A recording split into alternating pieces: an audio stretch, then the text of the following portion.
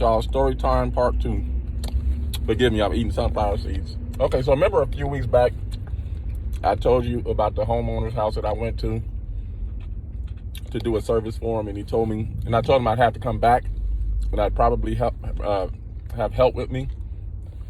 And so he leans in close and says, just don't bring any Mexicans because they steal. Well, guess whose house I went back to yesterday, right? This story gets funnier and funnier every time I tell it.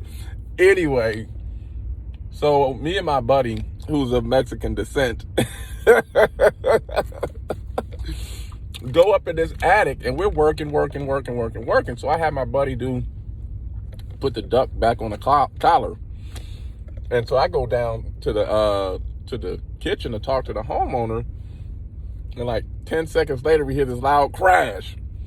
And I said to him, I hope he didn't step through that ceiling, through that sheetrock. And lo and behold, we go to the kitchen, there's a foot dangling out of the sheetrock. Now, I'm not laughing at the fact that my homeboy stepped through the sheetrock. I'm laughing at the fact when I went upstairs to check on him, he says it serves that racist bastard right.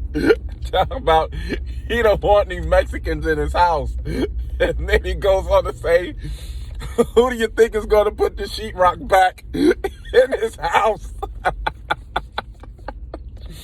So the irony of the whole thing, I really believe what comes around goes around. That man said some nasty things about Mexicans as far as Mexicans. Don't bring Mexicans to my house because they steal. Now there's going to be a house full of Mexicans because we are in Texas. And that's majority of the construction population is of Hispanic, Latin descent. And they're going to be all up and through his house repairing that sheetrock and painting that ceiling. The irony of it all. You know what I'm saying? It sucks to be a racist. It's hard work. It's got to be. It's hard work to be a bigot, to be prejudiced, to be racist. It's got to be hard work. So why do it? Just accept the fact that human beings are human beings, right? And live your life. Now, this guy's going to be worried about his possessions or whatever, stressed out over his possessions or whatever. And I've been in his office doing work. He has a pistol in his office that he keeps on his desk. He's not scared. You wouldn't have to have that pistol, or you wouldn't have to be scared or intimidated if, hey, don't be a bigot, right? Have a great day, y'all.